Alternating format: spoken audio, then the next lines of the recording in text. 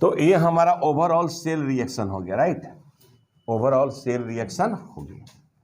तो अब देखो यहाँ पर, तो यहाँ लॉस गेन कितने इलेक्ट्रॉन का, 2 का लॉस है और 2 का गेन है, तो n का वैल्यू क्या हो जाएगा 2। अगर आप नॉर्थ समीकरण लिखते हैं, क्या लिखते हैं, नॉर्थ समीकरण, तो नॉर्थ समीकरण हो गया ई सेल और ई नॉट सेल अब माइनस 0.059 बटा, कल ये समीकरण बताए थे, n के जगह क्या लिख देंगे 2 लॉग। अब देखो यहाँ पर प्रोडक्ट बाय रिएक्टेंट, तो प्रोडक्ट में कॉपर सॉलिड है, सॉलिड का ठोस का मोलर सांद्रता परिवर्तन 1 होता है, तो यहाँ Zn है, तो ऊपर में यहाँ पर लिख देंगे हम Zn2 प्लस का कंसंट्रेशन, और यहाँ पर देखिए यहाँ जिंक सॉलिड है तो इसका 1 हो जाएगा, और यह हो जाएगा CO2 प्लस का कंसंट्रेशन। तो अब देखिए ऐसा सवाल दे देगा तो नॉर्थ समीकरण हो गया, इससे इस सेल का यह क्या हो गया, नॉर्थ समीकरण हो गया, ठीक है। अब तुम देखो कि तुमको निकालना है क्या चीज, ई नॉट सेल, तो ई नॉट सेल का फॉर्मूला है, ई नॉट सेल का फॉर्मूला क्या है, तो E naught cathode minus E naught anode. तो ई नॉट कैथोड का वैल्यू दिया हुआ देखिए, तो 0, कैथोड हमारा कॉपर है तो 0.34 अब माइनस माइनस 0.76, तो माइनस माइनस क्या हो जाएगा प्लस, तो 0.34 आई हो जाएगा 0.76, तो 6 4 10 7 3 10 1 11, तो 110 वोल्ट हो जाएगा। तो ये ई नॉट सेल का वैल्यू निकल गया यहाँ पर। अब यहाँ लॉग, यहाँ जो Zn2 प्लस लिखा है ना, तो जिंक आयन का जो सांद्रता है यहाँ पर यह, तो देखिए 0.01 को 10⁻⁻2 लिख सकते हैं, और तो ऊपर में जिंक आयन का सांद्रता लिखना है और नीचे में कॉपर, तो 10⁻³ लिख सकते हैं। तो देखिए क्या हो जाएगा, यह हो जाएगा ई सेल। अच्छा ई नॉट सेल का जगह क्या लिखोगे 1.10 माइनस, आई हो जाएगा 0.059/2, आई हो जाएगा लॉग। जिंक आयन का सांद्रता कितना है 10⁻⁻², और नीचे हो जाएगा 10⁻⁻, नहीं हो जाएगा। तो अब ये हमारा क्या हो जाएगा 1.10 माइनस 0.2 4 है, और 2 9 18 2 5 10, आई लॉग ऊपर जाएगा माइनस क्या हो जाएगा प्लस, 2 घट जाएगा, तो यह हो जाएगा लॉग 10⁻1 हो जाएगा, और लॉग 10⁻1 का वैल्यू 1 हो जाएगा, तो यह हो जाएगा 1.10 माइनस 0.0295 इंटू 1। यार बहुत आसान है, देखने से लगता है कि बहुत भारी है बहुत आसान, उसके बावजूद भी तुम लोग डर से बिहार बोर्ड नहीं पूछता, कम डराता नहीं है बिहार बोर्ड तुम लोग से। 10 में से 5 गया 5, 9 में से 9 गया 0, 9 में से 2 गया 7, और यह हो जाएगा 0, ये हो जाएगा 1.070 वोल्ट। इस तरह से नॉर्थ समीकरण का प्रयोग करके हम लोग सवाल क्या करेंगे, बनाएंगे, ठीक है। तो नोट कर लीजिए।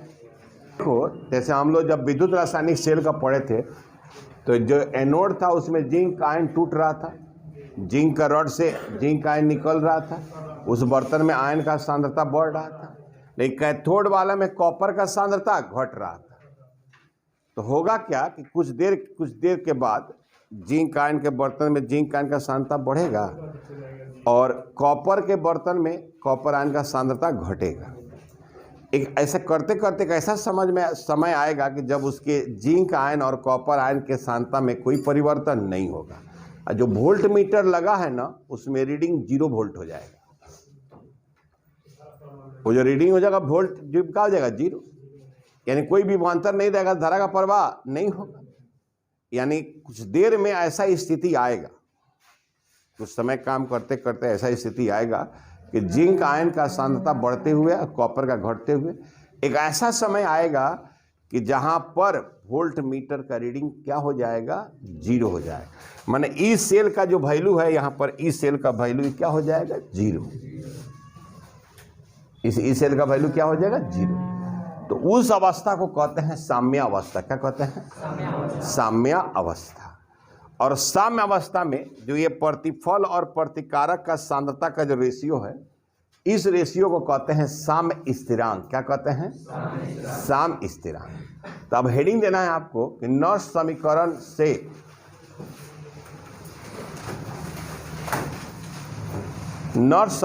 से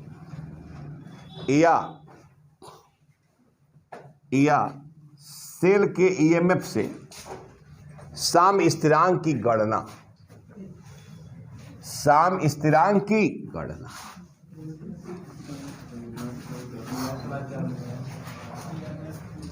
नॉर्थ समीकरण या सेल के ईएमएफ से साम्य स्थिरांक की गणना। नॉर्थ समीकरण से या सेल के ईएमएफ से साम्य स्थिरांक की गणना। देख चला कि कहीं भी कोई रिएक्शन जैसे होता है ना, A प्लस बी और यह होता है C plus B, reversible reaction है। इसमें एक समय ऐसा आएगा कि दोनों में सांद्रता में परिवर्तन क्या हो जाएगा? नहीं होगा।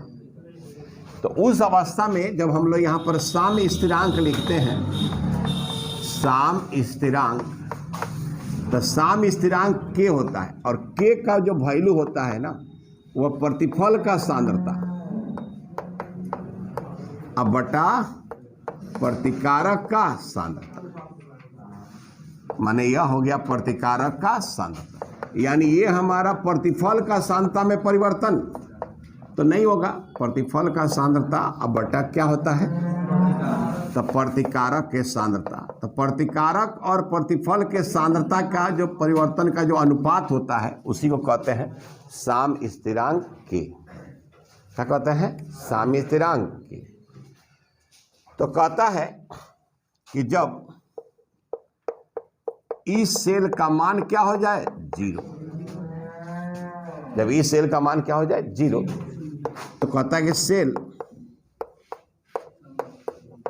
साम्य अवस्था में होता है, साम्य अवस्था में होता है। ठीक है। अब हम यहाँ नॉर्थ समीकरण लिखें। चला, क्या लिखें? नॉर्थ समीकरण।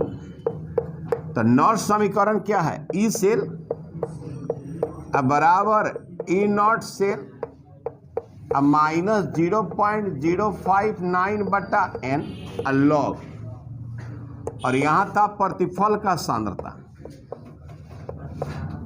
अब बटा प्रतिकारक का सांद्रता। यही तरह साम्य अवस्था में ई सेल का मान तो हम 0 लिख देंगे, और यह हो जाएगा ई नॉट से, और यह हो जाएगा माइनस 0.059 बटा n लॉग। अब प्रोडक्ट बाई प्रतिफल बटा रिएक्टेंट के जगह पर हम क्या लिख देंगे? के, साम्य स्थिरांक के लिख देंगे। अब देखिए ये तो वैल्यू 0 हो गई। अब इस टोटल वैल्यू को तुम उठा के यहाँ लाओगे तो माइनस हो जाएगा, नहीं तो माइनस है तो प्लस हो जाएगा। तो अब ये हमारा क्या हो जाएगा? ये हो जाएगा 0.059 बटा n, यह हो जाएगा लॉग के, और यह हो जाएगा ई नॉट से। अच्छा, n से गुना इसे भागा कर देंगे तो ये हमारा हो जाएगा लॉग के बराबर ई नॉट से आई इंटू n, अब बटा क्या हो जाएगा? 0.059। अब ये हमारा फॉर्मूला हो गया। चलो अब यहाँ k का मान एंटी लॉग से निकलेगा, लॉग x के टर्म में हो गया। तो कहता है कि यहाँ k का मान एंटी लॉग टेबल से निकालेंगे, एंटी लॉग टेबल से निकालेंगे। तो एंटी लॉग भी तो पढ़ाए थे आप लोग, निकालेंगे। यानी साम्य अवस्था में जो फॉर्मूला हो जाएगा, ये हो जाएगा लॉग के। अच्छा, ई नॉट का तो फॉर्मूला वही है, ई नॉट कैथोड माइनस, और एन क्या है? तो सेल रिएक्शन में जो इलेक्ट्रॉन इन्वॉल्व है उनकी क्या है? संख्या। तो नोट कर लीजिए। इस पर एक सवाल हम बना देते हैं। तो लिखना है निम्नलिखित सेल अभिक्रिया का साम्य स्थिरांक निकालें।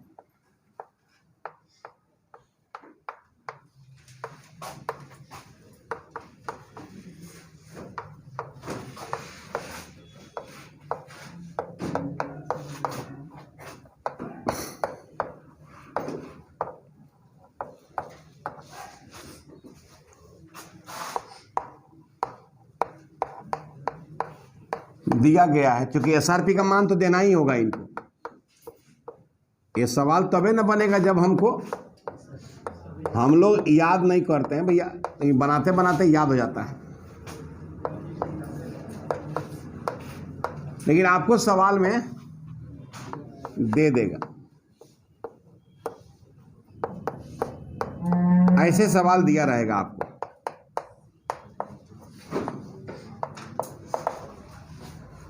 ऐसे सवाल दिया रहेगा। ये सेल अभिक्रिया है, देख रहे हैं आप, सेल अभिक्रिया है साम्य अवस्था में, तब दोनों डायरेक्शन में है। और यहाँ साम्य स्थिरांक के का मान निकालना है। अब यहाँ देखिए कॉपर का क्या हो रहा है, 0 से +2 हो रहा है, यानी कॉपर का ऑक्सीकरण हो रहा है, तो एनोड है कॉपर। और यहाँ सिल्वर का क्या है, प्लस से 0 हो रहा है, यानी सिल्वर हमारा क्या है, कैथोड। तो पहले चला हम क्या निकालेंगे, E naught cell, E naught cathode minus E naught anode. तो कैथोड कौन है, इसमें सिल्वर है, तो क्या हो जाएगा, और माइनस कॉपर हमारा क्या है, एनोड। तो 10 में से 4 गया 6, 7 में से 3 गया 4, इतना वोल्ट हो गया। तो E नॉट सेल का वैल्यू हो गया। अच्छा, कितना इलेक्ट्रॉन का लेन देन हुआ है, कॉपर 2 दिया है, 2 सिल्वर आयन 2 लिया है, तो N का भी वैल्यू हमारा कितना है, 2। और फॉर्मूला चला क्या है, तो log K बराबर E naught cell into N by 0.059। ठीक है। अब देखो ये log K, I naught cell का वैल्यू कितना है, 0.46, इंटू क्या हो जाएगा 2, अब बट्टा क्या हो जाएगा 0.059। अब 2 से गुना कर दो, 6 दूना 12, 4 दूना 8, 1 9, और नीचे हो जाएगा 0.059। दशमलव के बाद 3 अंक है, दशमलव के बाद 2 अंक, तो 0 दे देंगे, दशमलव हट जाएगा, तब यह हो जाएगा 920/59। ठीक है, भाग दे दीजिए जरा, सबके पास मोबाइल है, भाग दीजिए।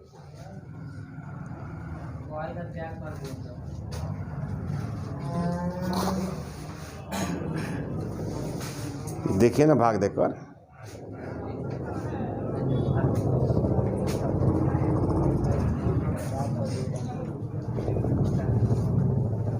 तो हमारा बहादुर बच्चा सब भाग दिया है 15.593। वाह, बहुत बहादुर बच्चा सब है।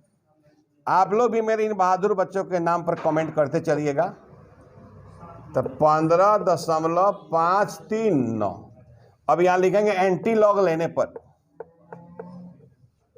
एंटी लॉग लेने पर, एंटी लॉग लेने पर। टेबल जब लेते हैं डेसिमल में तो 0.53 का 9 देखते हैं, 0.53 का 9। तो किताब तो आप रखे नहीं है, तो हम ही देख लेते हैं एंटी लॉग टेबल का। 0.53 का 9 जब हम देखे हैं तो लिखा है 3459, 3459। और बताए थे कि इसमें एक अंक के बाद डेसिमल दे देंगे, और डेसिमल के लेफ्ट में जो डिजिट है वो 10 का घात हो जाएगा, तो गुने 10 के पावर 15, तो के बराबर हो जाएगा 3.459 गुने 10 के पावर 15। यही हमारा इसका क्या हो जाएगा, आंसर। देखिए बहुत आसान है। बिहार बोर्ड डरा गया है कि हमारा लड़का सब, तो आंसर दिया है 3.92 दिया है इंटू 10⁻15। ठीक है, 3.59 का हम 3 देख लिए हैं, तो फिर चेंज कैसे हो गया, चला 0.53 का 9, 3459, 3459,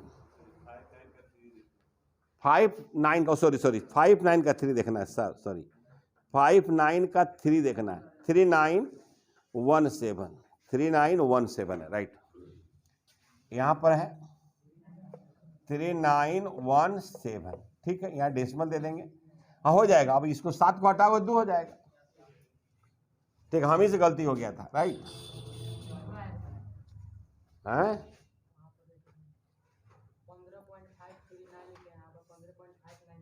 अच्छा अच्छा 15.93 है ना, तुम लोग बोला है, हो जाएगा। तो एक इस तरह से साम्य स्थिरांक का सवाल होगा जो बन जाएगा। निकाले, लिखे विद्यार्थी, बिठाए इसको। अब देखिए लिखिएगा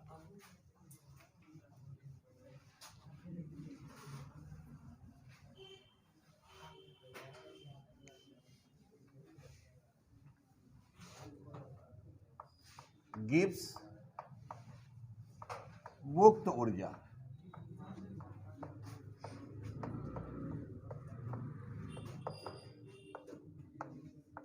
गिब्स फ्री एनर्जी, लिखिएगा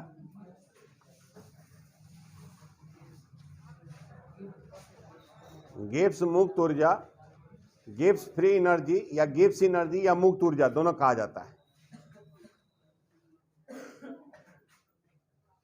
लिखिएगा किसी प्रक्रिया में उपलब्ध वह ऊर्जा, किसी प्रक्रिया में उपलब्ध वह ऊर्जा,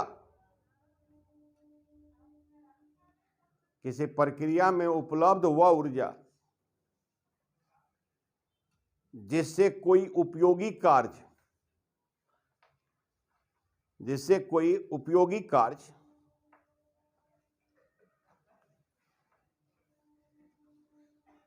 किया जा सकता है, उसे गिब्स मुक्त ऊर्जा कहते हैं। जिसे कोई उपयोगी कार्य किया जा सकता है उसे गिब्स मुक्त ऊर्जा कहते हैं। इसे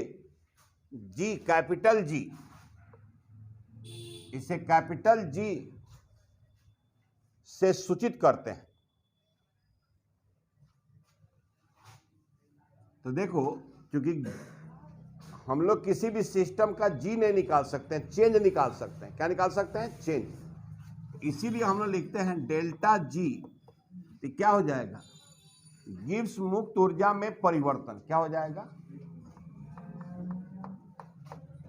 गिब्स मुक्त ऊर्जा में परिवर्तन, गिब्स मुक्त ऊर्जा में परिवर्तन। लिखिएगा डेल्टा जी बराबर। अब देखो यहां पर चला, जो डेल्टा जी है ना, एक केमिस्ट्री का बड़ा शानदार टर्म है। कोई भी प्रक्रिया होगा या नहीं होगा, वो डेल्टा जी का साइन बताता है, चिन्ह बताता है। ठीक है, तो नीचे स्टार मार्क्स बनाकर लिखिएगा डेल्टा जी का चिन्ह, डेल्टा जी का चिन्ह बताता है कि प्रक्रिया होगी कि नहीं, प्रक्रिया होगी कि नहीं। अब देखो, डेल्टा जी जब निगेटिव होगा ना, निगेटिव होगा इसका मतलब प्रक्रिया होगा। निगेटिव होगा इसका मतलब उसका ऊर्जा घट रहा है, यानी वह प्रक्रिया होगा, यानी प्रक्रिया होगा।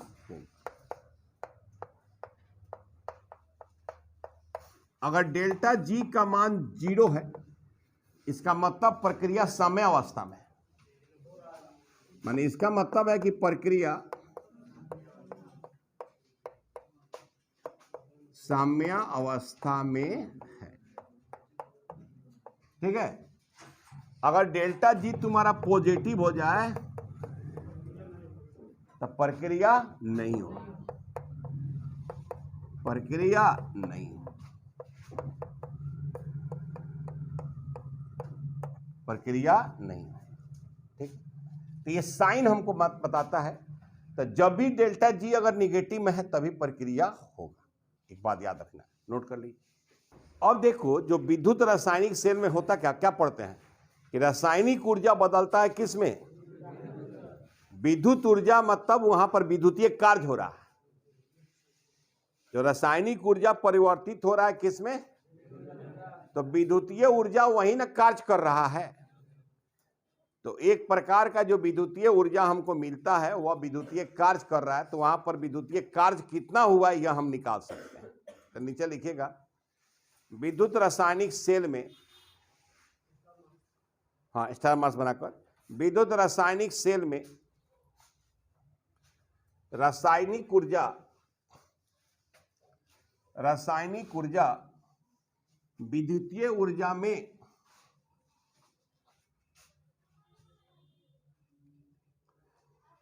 ऊर्जा में परिवर्तित होता है।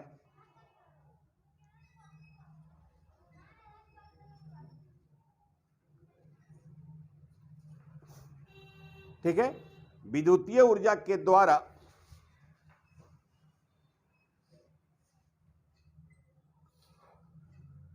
किया गया कार्य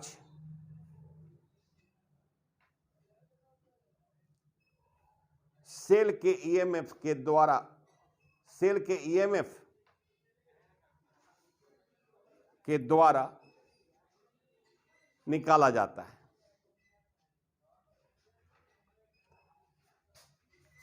ठीक है, अब देखो चला, तो जो कार्य अधिकतम किया जाएगा विद्युतीय ऊर्जा में, तो अधिकतम कार्य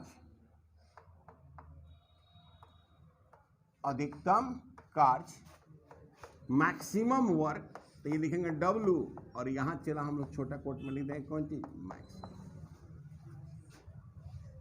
मैक्सिमम वर्क, मैक्सिमम कार्य। तो जो मैक्सिमम कार्य होगा ना इसमें, ये मैक्सिमम जो कार्य होगा वो कितना होता है जानते हो, कुल आवेश। यहां पर होता है कुल आवेश गुना सेल विभव, माने सेल का ईएमएफ, सेल का ईएमएफ। अब कुल आवेश कितना हो रहा है, तो उसमें n मोल इलेक्ट्रॉन ट्रांसफर हो रहा है, और 1 मोल इलेक्ट्रॉन का 1 फैराडे होता है। तो n मोल के द्वारा क्या हो जाएगा, n गुने f, तो कुल आवेश हो जाएगा। तो अब यह हो जाता है चला n गुने f, माने n मोल इलेक्ट्रॉन, और f हो गया फैराडे 96,500, और गुना हो जाएगा चला इससे, क्या हो जाएगा, इससे।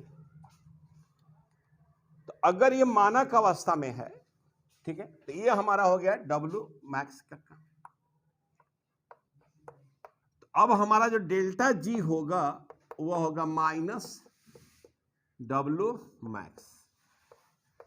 तो ये माइनस क्यों, माइनस होगा तब ना वो कार्य हो रहा है, तो इसीलिए यहां पर हम लोग लिखते हैं माइनस NF इससे, क्या लिखते हैं, इससे।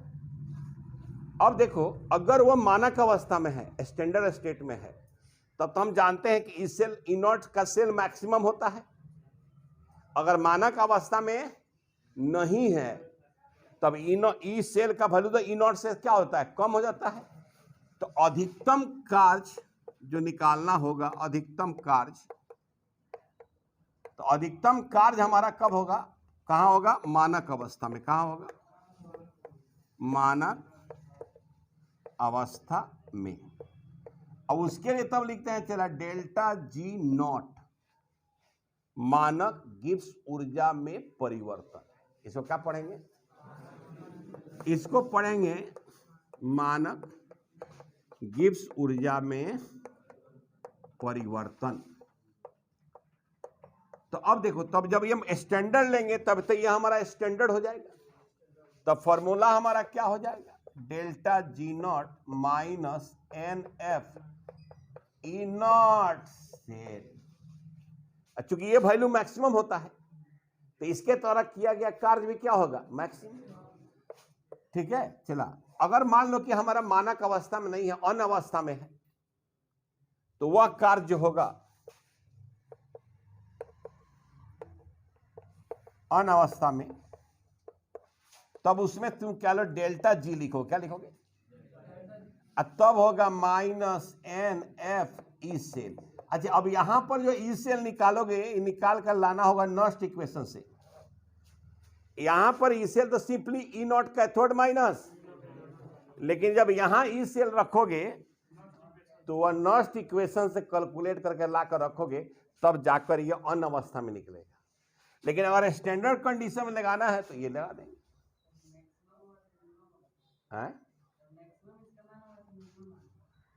ये मैक्सिमम से कम होगा भैया, ये मैक्सिमम से क्या होगा, कम होगा। अगर आपका मानक स्टेट में है, स्टैंडर्ड कंडीशन में है, जब आयन का कंसंट्रेशन 1 m है, तब तो उस समय ये जो वैल्यू आएगा मैक्सिमम। तो अब देखो, इसको कहते हैं मानक गिब्स ऊर्जा, और इस डेल्टा जी को कहते हैं केवल गिब्स ऊर्जा।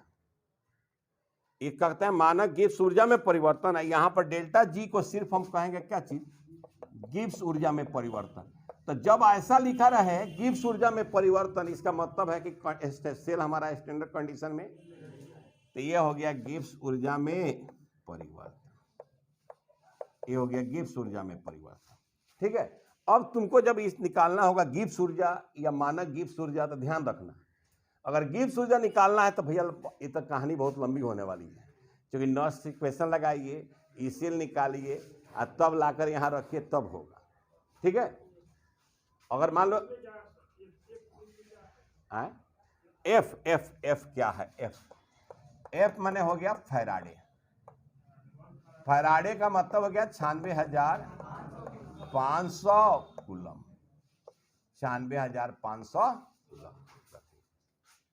एक मोल चार्ज का, एक मोल इलेक्ट्रॉन का चार्ज इतना होता है, एन मोल है तो एन से गुना कर दिए, तो यह हो गया कुल आवेश।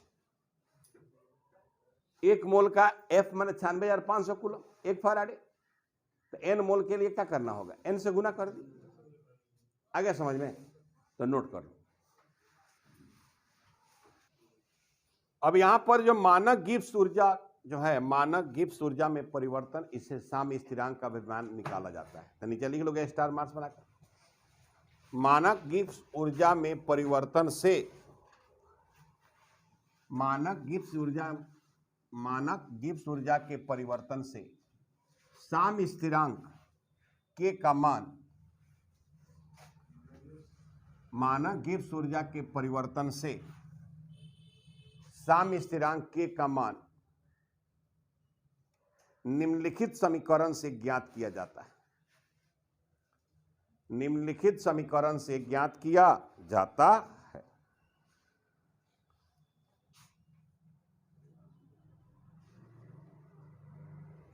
निम्नलिखित समीकरण से ज्ञात, और इसके लिए समीकरण चला डेल्टा जी नॉट बराबर -2.303 RT log KC। केसी माने सांद्रता से है, यहां पर इससे निकल जाएगा। अगर तुमको डेल्टा जी नॉट का मान मालूम है, डेल्टा जी नॉट का मान कैसे मालूम होगा, चलो, तो यह -NF E नॉट से, ई नॉट सेल तो ई नॉट का थोड़ा माइनस, तो इसे डेल्टा जी नॉट का मान निकल जाएगा। और जब डेल्टा जी नॉट का मान निकल जाएगा तो लॉग केसी का मान भी निकल जाएगा। और आर जो है यहाँ पर, आर यह है गैस नियतांक, यहाँ पर क्या है, गैस नियतांक, और इसका वैल्यू है 8.314 जूल पर केल्विन पर मोल।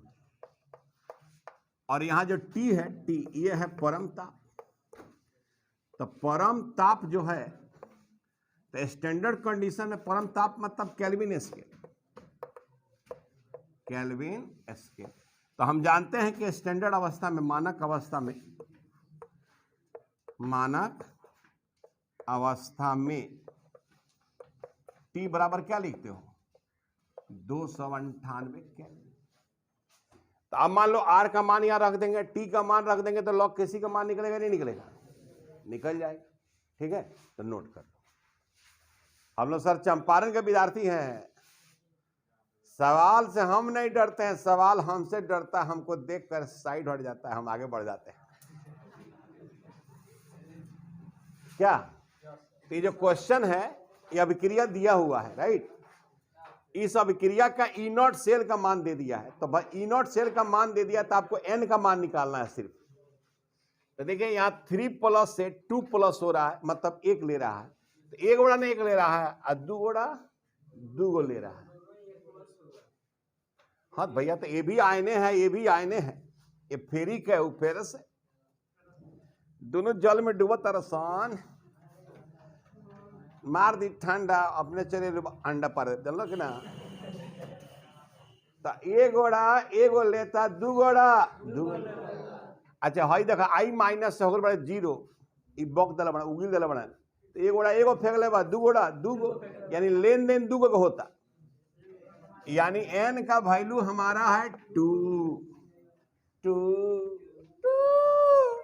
और बाद है ई नॉट सेल और यह है 0.236 वोल्ट यह है और मानक गिब्स ऊर्जा का मान निकालना है यानी delta G naught minus N F E naught हो गया। अब देखिए तो माइनस एन का वैल्यू 2 एफ का वैल्यू 96,500 और ई नॉट सेल का वैल्यू 2.36।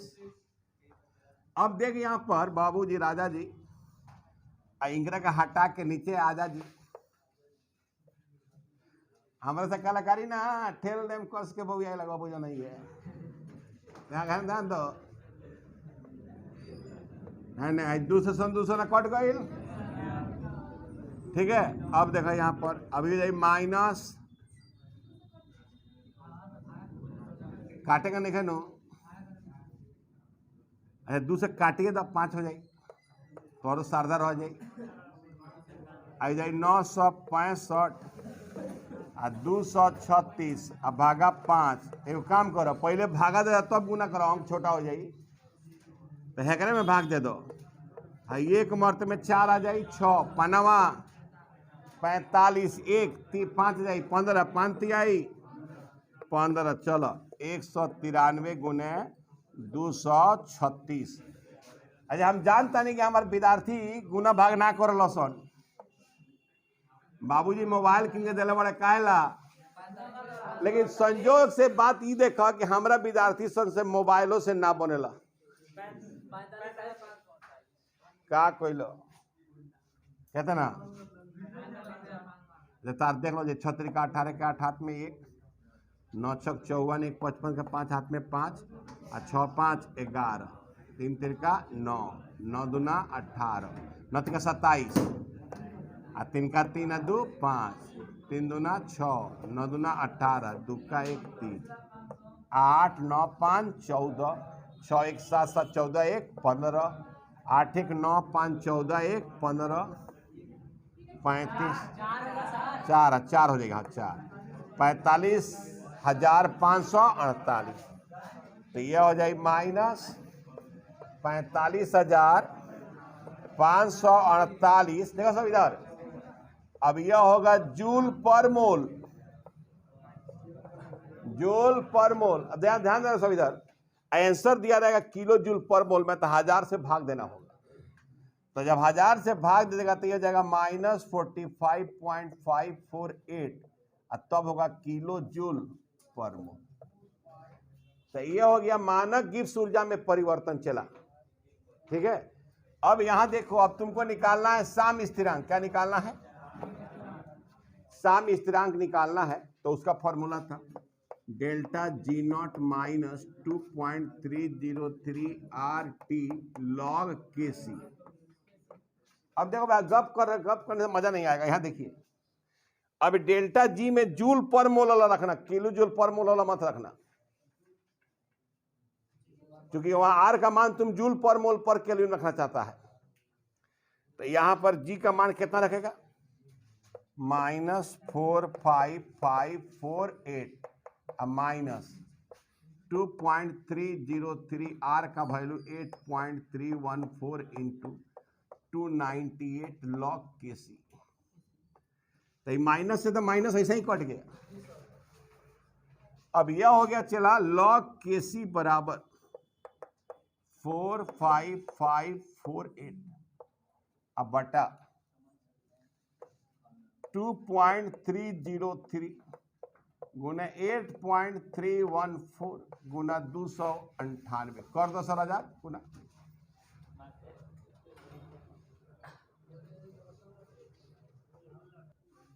तो आप भाग दिए थे आप लोगों के द्वारा निकाला हुआ डिजिट आया 7.982।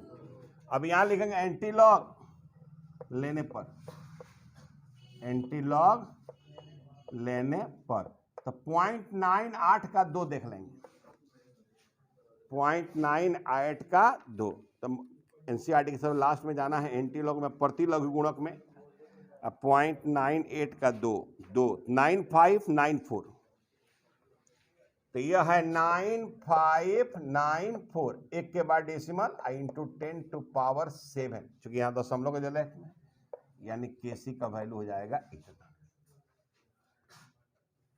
समझ में आया? तो यह इतना इसका वैल्यू आएगा। आंसर इसका दिया होगा एनसीईआरटी का।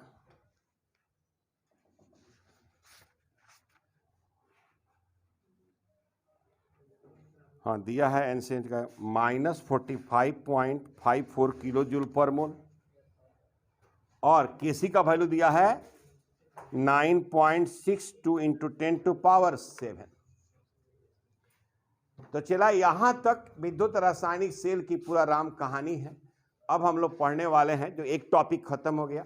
अब यहां तक हम लोग रासायनिक ऊर्जा से क्या बदले हैं? विद्युत ऊर्जा। अब हमारा शुरू होने वाला है विद्युत ऊर्जा से रासायनिक ऊर्जा, वैद्युत अपघटन। नोट कर लीजिए।